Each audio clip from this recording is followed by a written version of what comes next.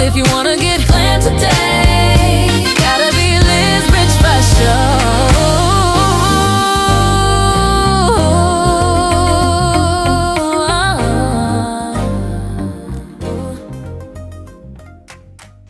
Hey everyone, welcome back to my YouTube channel. Today I'm giving my client microlink weft extensions, so let's get started.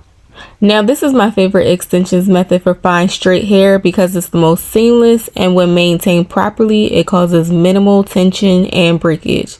My client comes in every 2 weeks for maintenance, so upkeep won't be an issue for her.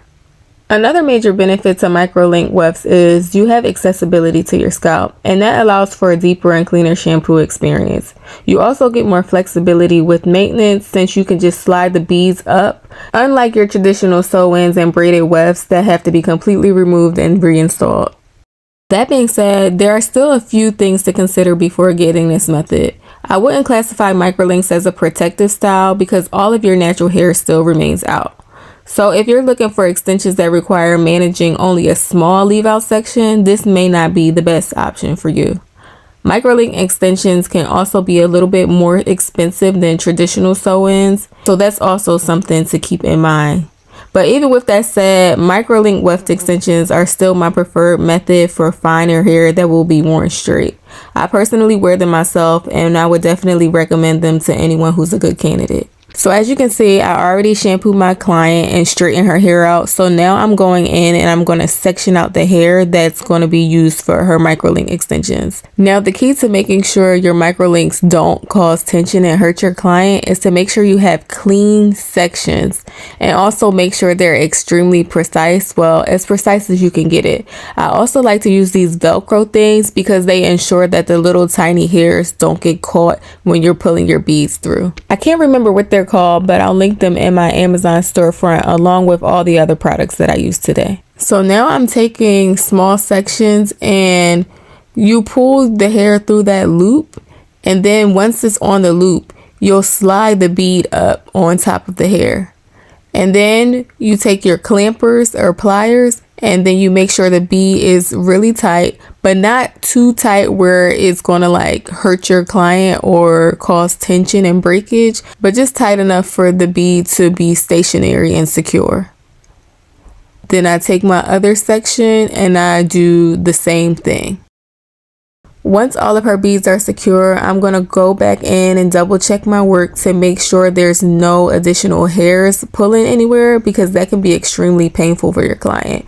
Then I'm going to take my wefts that I pre-cut and I'm going to sandwich them together. By sandwiching them together, this ensures that your beads are fully covered and allows for a more seamless blend. I like to take a little small clip to make it a little bit easier when I'm about to sew the wefts on, so they're stationary and they don't move anywhere.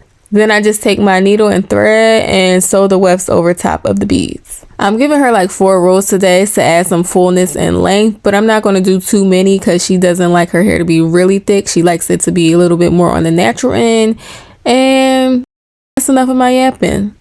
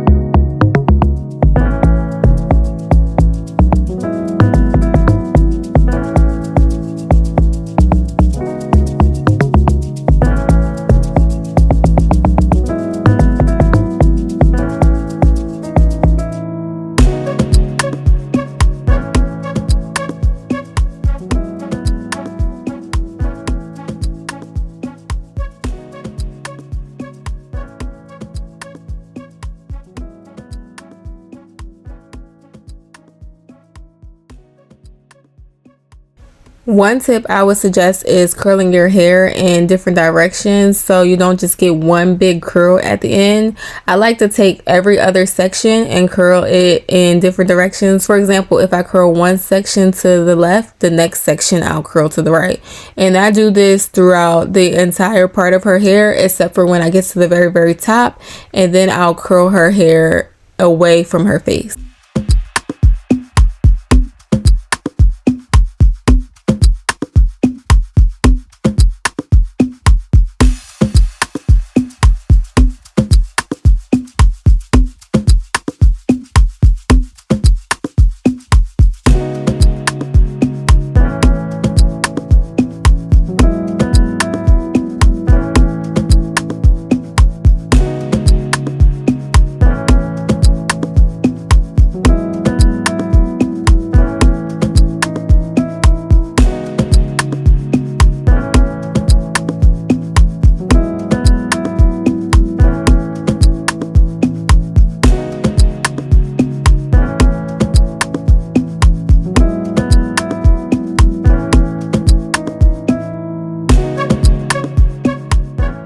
Thank you guys for watching this video. Don't forget to like, comment, and subscribe. And all of my product listings will be linked below in my Amazon storefront.